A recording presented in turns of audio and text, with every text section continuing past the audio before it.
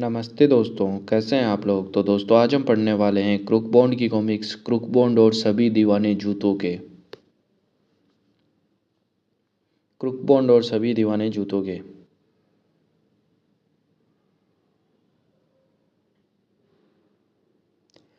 हाँ तो प्यारे बच्चों, मनोज चित्रकथा के पूर्व प्रकाशित अंक मॉडर्न जासूस क्रूक बॉन्ड में आपने पढ़ा कि 10वीं में 5 बार फेल होकर पंचवर्षीय योजना पूरी करने के बावजूद भी अनोखे लाल उर्फ क्रूक बॉन्ड के सिर पर जासूसी का भूत सवार था और उसी जासूसी की धुन में वह अनजाने में ही अपनी मूर्खतापूर्ण हरकतों से दस दस बदमाशों को धराशायी कर पूरे देश का हीरो बन बैठा। ये देखते हैं इस अंक में वह क्या गुल खिलाता है।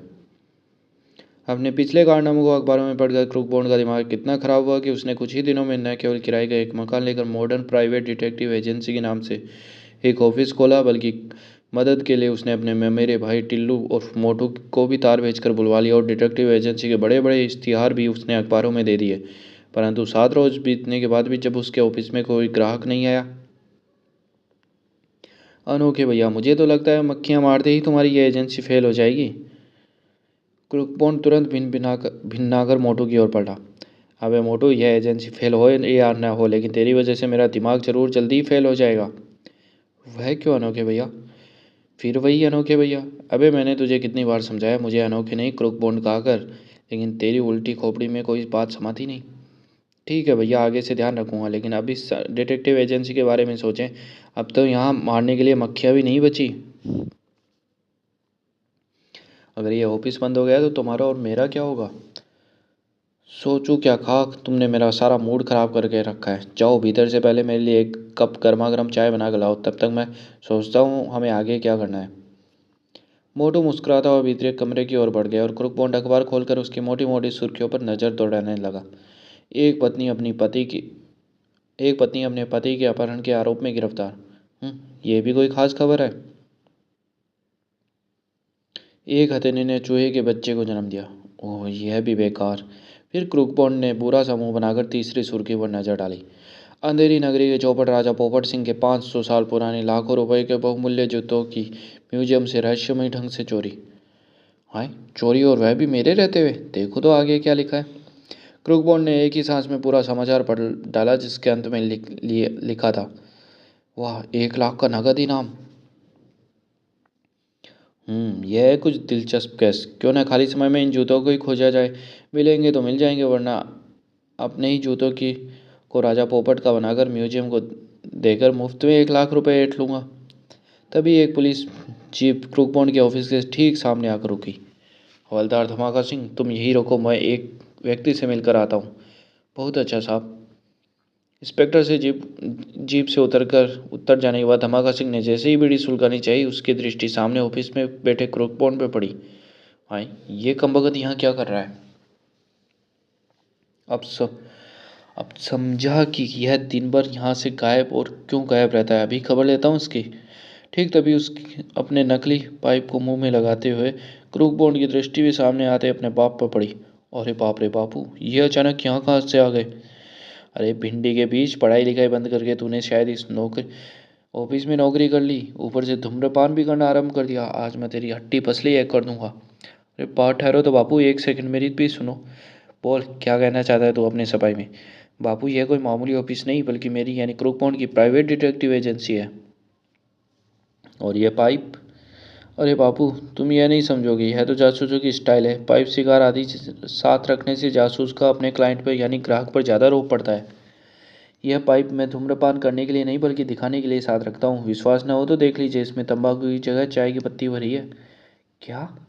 लेकिन इससे पहले कि धमाका सिंह उस पाइप का निरीक्षण करता, हवलदार धमाका सिंह, तुम वहाँ क्या कर रहे हो? इधर आओ। आया साहब। बच्चों, अभी तो मैं म्यूजियम में चोरी हुई जूतों की खोज में जा रहा हूँ। आज घर पहुँचना, फिर सिखाऊंगा तुझे नौ का पाढ़ा। कहने के साथ ही धमाका सिंह पलट कर जीप की ओर बढ़ा। कमाल है, खुद तो हवलदारी छोड़कर दूसरों के जूते ढूंढते हुए मुझे 9 का पहाड़ा सिखाने की बात कर रहे हैं। क्या वे इतना भी नहीं जानते मैं 10वीं में हूँ और 10 का पहाड़ा मुँह जवानी याद सुना सकता हूँ? फिर अभी उसके पिता की जीप वहाँ से रवाना भी हुई रवाना हुई थी कि एक टैक्सी उसके ऑफिस के सामने आकर रुकी और उसमें से एक स्त्री उतरी। ओह, लगता है वह मछली हमारी कांटे में फंसने आ रही है। शीघ्र ही वह स्त्री क्रूकबॉन्ड की टेबल के निकट पहुंची। सुनिए, मुझे मॉडर्न जासूस क्रूकबॉन्ड से मिलना है। निसंदेह आप उस समय उन्हीं के सामने खड़ी है मैडम। ओहो, आप ही हैं जासूस क्रूपॉन्ड, मुझे मालती कहते हैं। नमस्ते। नमस्ते, मुझे आपसे मिलकर अति प्रसन्नता हुई। कहिए मैं आपकी क्या सेवा कर सकता हूँ? सुनिए, मेरा कुत्ता खो गया, अगर मैं चाहती हूँ आप उसकी तलाश करें।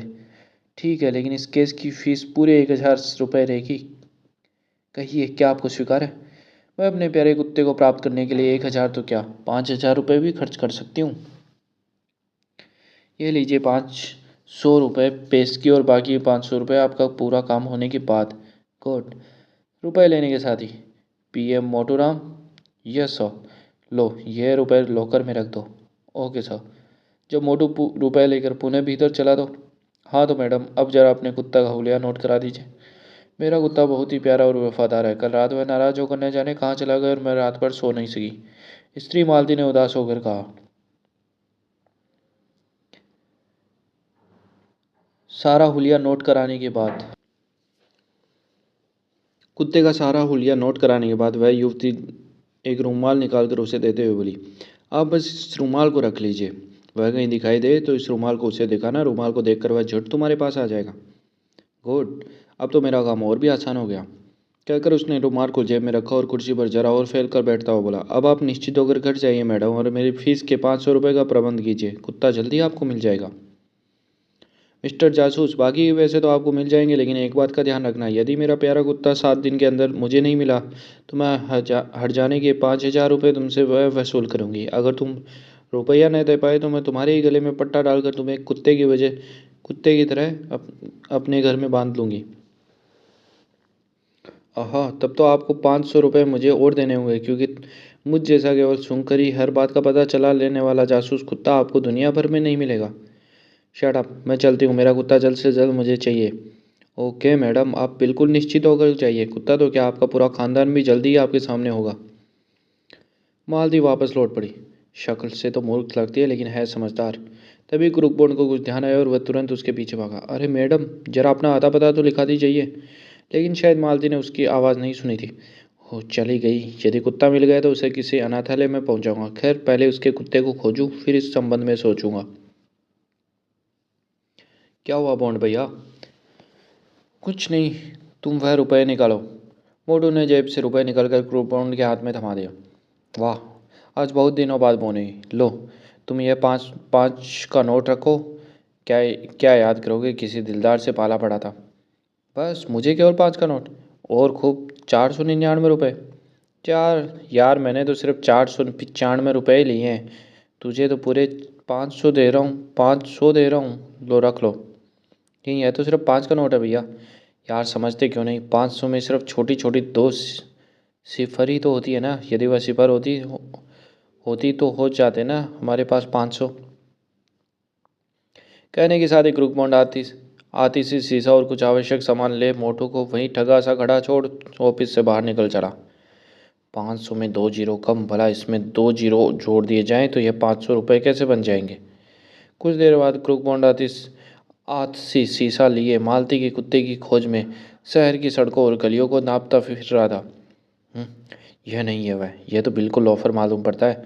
नहीं, यह भी नहीं है। मैडम के गए अनुसार उसका कुत्ता बिल्कुल काला है, जबकि उसके ऊपर सफ़ेद धब्बे हैं। उसकी इस हरकत पर लोग उसकी हंसी उड़ाते।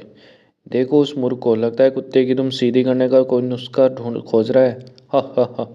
शर्म मूर्ख है, मुझे इनकी हंसी का बुरा नहीं मानना चाहिए। और क्रूकबॉन्ड बिना उनकी ओर ध्यान दिए अपनी खोजबीन में पूरी ईमानदारी, तल्लीनता और लगान के साथ जुटा हुआ था। यह भी नहीं। उफ, अब तक मैं सैकड़ों कुत्तों को मुआयना कर चुका हूँ, लेकिन वह कमबख्त जाऊँ अभी तक नहीं दिखाई दिया। पता नहीं किस बिल में दुबका बैठा फिर रहा है। अचानक, अरे भाई भोगता क्यों है, मैं तो तेरे जात भाई को ढूंढ रहा हूँ। अरे सहसा कुछ ध्यान आते ही क्रूकबॉन्ड बोलते बोलते चौंक पड़ा। अगले ही पल उसने हाथ से शीशा अपनी आँख से निकाल लगा उस कुत्ते को गिरा। काला कुत्ता, वाह यह तो 100% वही है। और इच्छित कुत्ते को अपने सामने पाकर क्रूकबॉन्ड प्रसन्न हो उठा। अबे प्यारे भाई, भौंक क्यों रहा है, इतनी देर से तेरी ही तो तलाश कर रहा था। आ प्यारे राज दुलारे, मेरे पास आ, मैं तुझे ढेर सारी लॉलीपॉप खिलाऊंगा। लेकिन कुत्ता बजाय उसके पास आने के पलट कर भाग खड़ा हुआ। अबे अबे हरामी, भाग कर रहा है, जरा रुक तो सही। लेकिन उसके लाख चीखने पुकारने के बाद भी कुत्ता नहीं रुका। काफ़ी देर तक वह भागम भाग होती रही। उफ, यह कमबख्त तो रुकने का नाम ही नहीं ले रहा। सारा खून पसीना एक एक एक कर दिया रामी ने। इसी प्रकार काफ़ी देर तक दौड़ते रहने के पश्चात कुत्ता अचानक एक मकान में जा घुसा। अरे, वह तो उस बंगले में घुस गया। अब समझा। जरूर इस घर में रहने वालों ने उस कुत्ते को प्रलोभन देकर अपना पालतू बना लिया होगा। लेकिन अब मुझे क्या करना चाहिए? कुछ देर तक क्रूकबॉन्ड वहीं खड़ा कुछ सोचता रहा। फिर मन ही मन कोई निर्णय लेकर वह पब्लिक बूथ से पहुंचा। हेलो, पुलिस स्टेशन घास मंडी। यस, मैं हवलदार धमाका सिंह बोल रहा हूँ। कहिए, आपको क्या तकलीफ है? दूसरी ओर से पिता का स्वर सुनते ही क्रूकबॉन्ड का चेहरा प्रसन्नता से खिल उठा। यह मैं हूँ बापू, आपका सुपुत्र क्रूकबॉन्ड। कहो, क्या बकवास करना चाहते हो? बापू, कुछ अज्ञात लोगों ने मेरे क्लाइंट के वफादार कुत्ते का जबरदस्ती अपहरण करके उसे अपने घर में छिपा लिया है। आप तुरंत अपनी पुलिस फोर्स लेकर स्टेशन रोड बंगला नंबर 420 में पहुंचिए। तब तक मैं उन्हें घेरने का प्रयत्न करता हूँ। उल्लू के पट्टे, अपनी बकवास बंद कर और कुत्ते का पीछा छोड़कर तुरंत घर पहुंच। तुम्हारी माँ को तुमसे राशन मंगवाना है। यदि आज राशन नहीं आया तो मैं तुम्हारी खाल में भूस भर दूंगा। कहने के साथ ही धमाका सिंह ने संबंध विच्छेद कर दिया। कमबख्त, मूर्ख सुअर कहीं का, कुत्ते को बरामद करने के लिए पुलिस फोर्स मांग रहा है। पता नहीं कब अकल आएगी। फोन बंद कर दिया। सचमुच बाबू के दिमाग में तो भैंस का गोबर भरा है। एक दिन जरूर वे अपनी इस लापरवाही के कारण पछताएंगे। खैर, एक बार फिर उन्हें फ़ोन करके देखता हूँ, वरना किसी और पुलिस स्टेशन से मदद मांगूंगा। और जब क्रूकबॉन्ड ने दोबारा नंबर मिलाया। हेलो, मैं घास मंडी पुलिस स्टेशन से हवलदार पटाखा सिंह बोल रहा हूँ। सुनिए, आप चाहे हवलदार सिंह पटाखा सिंह हो या कड़ाका सिंह, यदि आपको एक खतरनाक अपहरणकर्ता को पकड़ना है तो आप तुरंत पुलिस फोर्स लेकर स्टेशन रोड बंगला नंबर 420 में पहुंच जाइए। मैं भी आपको वहीं मिलूंगा। ठीक है, मैं अभी पहुंच रहा हूँ। क्रूकबॉन्ड ने संबंध विच्छेद कर प्रसन्नता से रिसीवर क्रेडिट पर लटकाया और बूथ से निकलकर बंगला नंबर 420 की ओर बढ़ने लगा। अब ठीक है, पुलिस के होते हुए वे लोग कुत्ते को मेरे हवाले करने में जरा भी नानुकुर नहीं करने गए। जबकि बंगला नंबर 420 के भीतर अंधेर नगरी चौपट राजा पोपट लाल के 500 साल पुरानी लाखों रुपए के जूते म्यूजियम में रहस्यमय ढंग से चोरी, खोजने वाले को 1 लाख रुपए का इनाम। काश ये जूते हमें मिल जाते तो हमें लुच्चे पुच्चे काम करने की जरूरत नहीं रह जाती।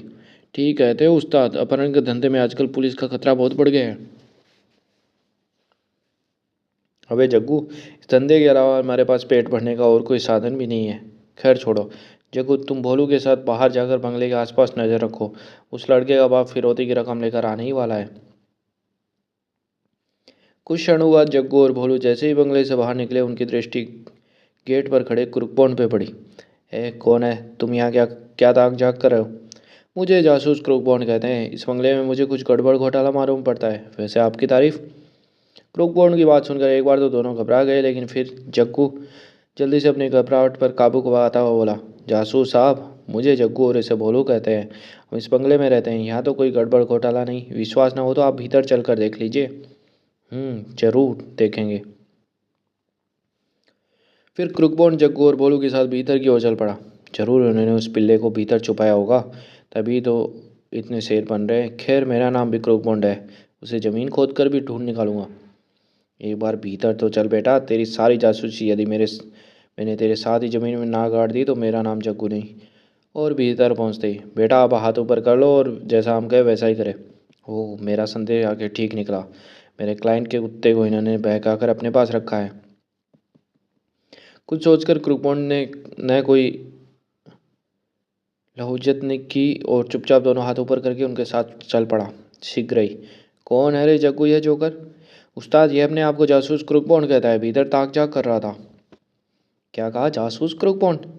क्यों, घबरा गए ना मेरा नाम सुनकर? अब तुम्हारी भलाई इसी में है कि चुपचाप बता दो, मेरे क्लाइंट के प्यारे व राज दुलारे पिल्ले को तुमने कहाँ छुपा रखा है?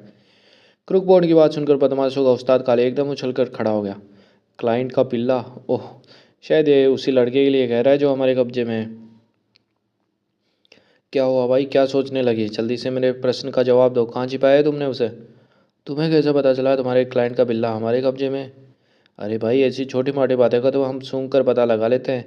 वैसे तुम्हारी जानकारी के लिए बता दूं, मैं पुलिस को भी फ़ोन करता आया हूँ। बस वह यहाँ पहुँचती होगी। अतः भलाई इसी में कि उनके पहुँचने से पहले उसे मेरे हवाले कर दो।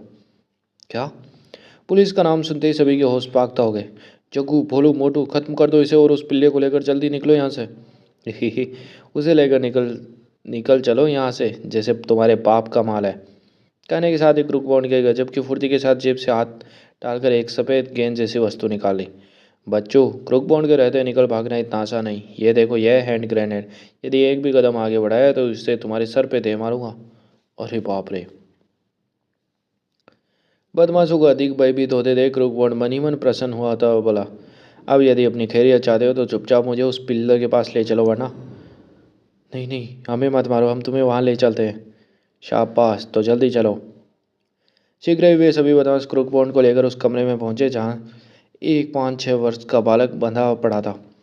वह रहा तुम्हारा क्लाइंट का पिल्ला, इसे ले जाओ और हमारी जान बख्शो। अबे ओ चिड़ी की तिग्गी, तू मुझे मूर्ख बनाता है। मुझे ये छोकरा नहीं बल्कि यह काला कुत्ता चाहिए जो कुछ देर पहले इस घर में घुसा था। काला? क्या काला कुत्ता? हाँ, जल्दी से बताओ कहाँ छुपाया है तुम लोगों ने। उफ, ये मैं घबराकर किस मूर्ख के चक्कर में फंस गया। अब तो इससे निपटना ही होगा। अबे सोच क्या रहा है, जल्दी बता, वरना। नहीं, इससे पहले कि क्रूकबॉर्न अपनी पूरी बात कर पाता, कालिया ने किसी छलावे के समान उछलकर उसके मुंह ऊपर घूंसे का वार किया। ओए मरा! तुरंत ही बाजी पलट गई। खबरदार जासूस की दुम, खूब मूर्ख बनाया तूने हमें। अब अपने स्थान से हिलने की कोशिश मत करना, वरना बोटी बोटी काट डालूंगा। ओह, कहाँ गड़बड़ हो गई मुझसे। तभी, ठीक तभी। खबरदार कोई भी अपनी जगह से हिलने की कोशिश ना करे। ओह, जान बची। अरे बाप रे! पुलिस! सिपाहियों, गिरफ्तार कर लो इन सभी बदमाशों को। हाँ हाँ, जल्दी से गिरफ्तार कर लो, बड़े ही खतरनाक मुजरिम है। कमबख्तों ने मेरी क्लाइंट के पिल्ले को छिपाया हुआ है। सिपाहियों ने आनन फानन निकालिया समेत सभी बदमाशों को पकड़ उनकी मुश्कें कस दी और उस लड़के को भी बंधन मुक्त कर दिया जिसका उन बदमाशों ने अपहरण किया हुआ था। आप बिल्कुल ठीक समय पर आए हवलदार चाचा, वरना ये मुझे खत्म कर डालते। कौन है बे तू? सिपाहियों, डाल दो इसको भी हाथों में हथकड़ियाँ। अरे तुमने मुझे पहचाना नहीं हवलदार चाचा? मेरा नाम क्रुकबॉन्ड है, हवलदार धमाका सिंह का इकलौता सुपुत्र। मैंने ही तो फ़ोन करके आपको इन बदमाशों की सूचना दी थी। ओह सचमुच बेटे, तुमने इन कुख्यात बदमाशों को पकड़वाकर कानून और पुलिस की बहुत मदद की है। इनका गिरोह बच्चों का अपहरण कर शहर में काफ़ी समय से आतंक मचाए हुए था और तुम्हारी मदद से आज इस बच्चे की भी जान बच गई। हाँ, तो ये बच्चों का अपहरण करने वाला गिरोह था। वाह बेटे क्रुकबॉन्ड, तू तो चुप कुत्ते के चक्कर में इनसे उलझ रहा था, जबकि ये बच्चों का अपहरण करने वाला गिरोह निकला। सच, तुझ अंधे के हाथ आज संयोग से फिर बटे लग गई। अब फिर अखबारों में तेरा नाम होगा। उसके बाद जब क्रोकबॉन्ड उन सब के साथ बंगले से बाहर निकल कर सड़क पर पहुंचा। अरे, इसे तो मैं भूल ही गया था, जबकि इसके बगैर तो मेरा कैसे अधूरा है। और वह तुरंत कुत्ते के पीछे लपका। शायद वह किसी और अपराधी के चक्कर में है। यदि वह अपराधी भी मेरा हाथ लग जाए, वाह, फिर तो मेरी तरक्की बिल्कुल पक्की। इधर वह कुत्ता भागता हुआ क्रोकबॉन्ड को अपनी ओर बढ़ते देखकर तुरंत भाग खड़ा हुआ। बेटा क्रोकबॉन्ड, यदि यदि फिर कोई अपराधी तुम्हारी पकड़ में आए तो मुझे सूचित करना ना भूलना। नहीं भूलूंगा हवलदार चाचा। पास ही रेलवे यार्ड था। कुत्ता दौड़ता दौड़ता वहीं पहुंचा, एक मालगाड़ी के डिब्बे में चढ़ गया। पिता ले बेटा पिता ले, लेकिन मैं भी तेरा पीछे जहन्नुम तक नहीं छोड़ना। कुत्ते के पीछे पीछे वह भी उस डिब्बे में पहुंचा। कहाँ गया कमबख्त। फिर शीघ्र ही उसकी दृष्टि एक तरफ रखे एक लंबे चौड़े बक्से पर पड़ी। तो तुम इस बक्से के भीतर छुपे हो। बस बच्चों, अब अपना तमाशा खत्म खत्म ही समझो। परंतु जैसे ही वह उस बक्से को खोला, अरे बाप रे! लाश! वह लाश वास्तव में मालती की थी जिसने उसे अपने कुत्ते को ढूंढने का कार्य सौंपा था। क्रूकबॉन्ड को मालती का लाश पहचानते देर नहीं लगी। ओह, ये तो वही स्त्री है जिसने मुझे अपने कुत्ते को ढूंढने का काम सौंपा था। बेचारी की अंतिम इच्छा भी अधूरी रह गई, लेकिन उसका खून किसने किया? तभी उसे अपने पीछे एक हल्की सी सरसराहट महसूस हुई और वह किसी ठेठ जासूस के समान फुर्ती से घूम गया। अबे शैतान, तू इधर छिपा बैठा है, देख तेरी मालकिन इस बक्से में मरी पड़ी है। परंतु कुत्ते ने बिना किसी उसकी बात पर ध्यान दिए डिब्बे से बाहर छलांग लगा दी। अबे अबे, कहाँ भाग रहा है, ठहर तो सही। कहते हुए क्रूकबॉन्ड भी उसके पीछे पीछे डिब्बे से बाहर छलांग लगाई। शैतान की आंत, फिर पिद्दू परेड कराने का इरादा है क्या? शीघ्र ही दोनों आगे दौड़ते हुए यार्ड से बाहर निकल आए। अबे रुक, रुक जा भाई। तो दोस्तों, क्रूकबॉन्ड और सभी दीवानी जूतों के कॉमिक्स का भाग 1 यही समाप्त होता है। मिलते हैं इसके अगले भाग में। धन्यवाद।